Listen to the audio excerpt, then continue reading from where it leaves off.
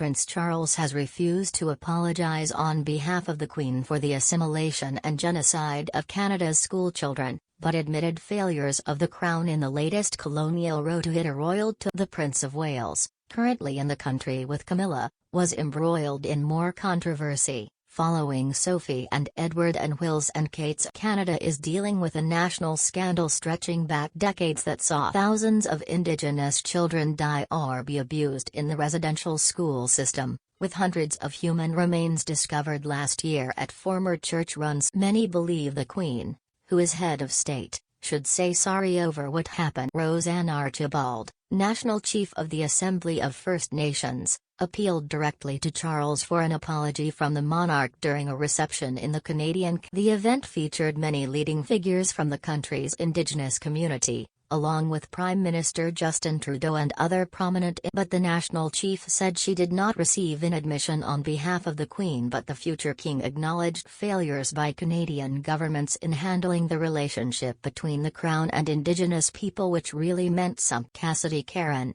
Métis National Council president, who had said before the event she would also raise the question of an apology from the Queen, said the Prince was listening and acknowledging what had happened in Canada's past, which was very important for the country. Ms. Archibald said about her meeting with Charles, hosted by Governor-General Mary Simon, "I asked for an apology from his mother the Queen, the head of the Anglican Church, for whatever happened in the institutions of assimilation and genocide. I also asked for an apology for the failures of the Crown in that relationship that we have with them, in our treaty relationship with them." One of the things that he did say about the relationship was that he recognized there had been failures by those who are responsible for that relationship with the Crown, and I thought that was a really, not a surprising thing that he said, but that kind of acknowledgement really meant something. It's not enough. It's a first step. We have yet to hear an apology, and when that apology happens, that again will just be one step on the road to healing for First Nation. More than 150,000 Indigenous children were forcibly taken from their families and placed in residential schools across Canada from 1863 until the 1970s. The system was created by Christian churches and the Canadian government in the 19th century in an attempt to assimilate and convert Indigenous youngsters into Canadians. The children were forced to cut their long hair, banned from speaking their own languages, and many were both physically and sexually. An estimated 6,000 children are believed to have died at the schools. The Prince's visit,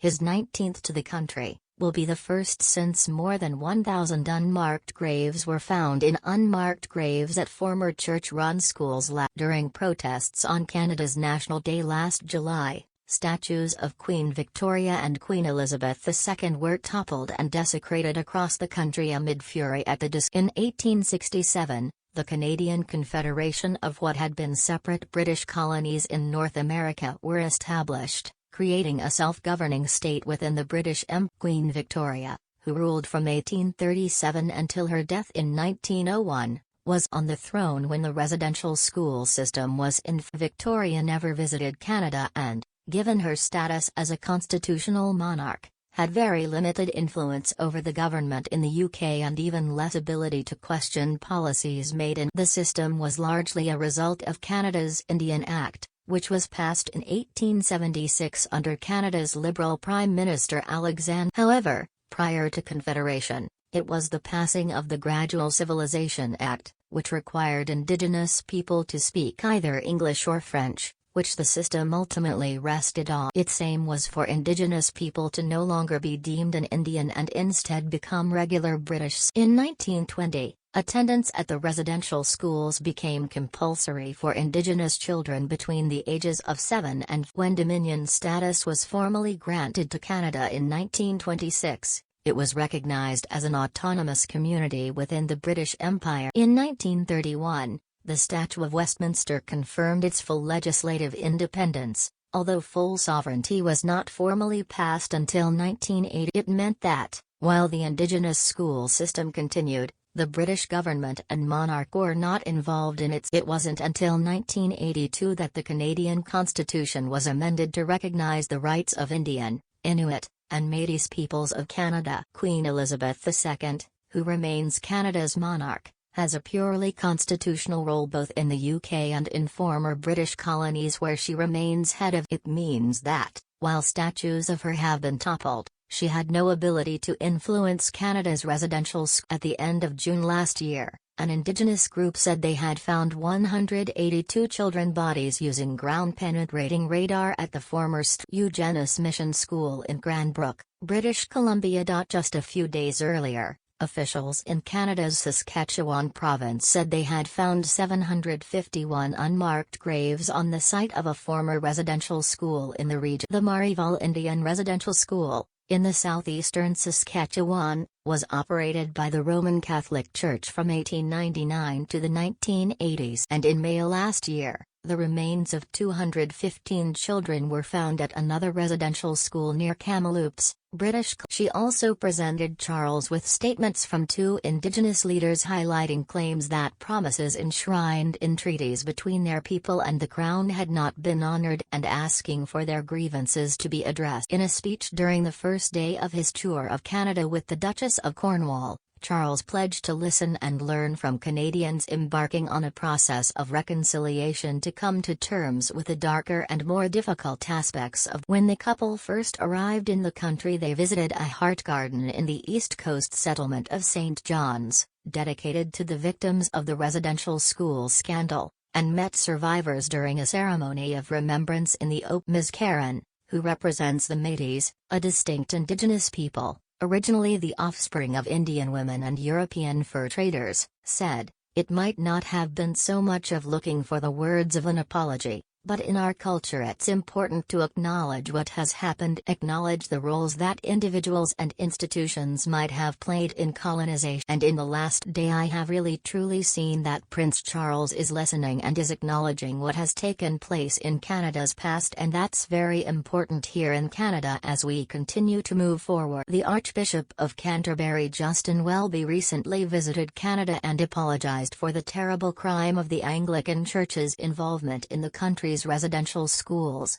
and for his church's grievous sins against the Indigenous peoples of Canada. Pope Francis plans to visit Canada this summer to apologize for the abuse suffered by Indigenous people at the hands of the Catholic Church. Ms. Simon, who hosted the Wednesday evening reception at her official residence in Ottawa, is the first Indigenous person to become Governor-General of Canada. She told her guests, "Who are we? A country learning about itself. A country writing its real history, acknowledging the heart. And who do we want to be?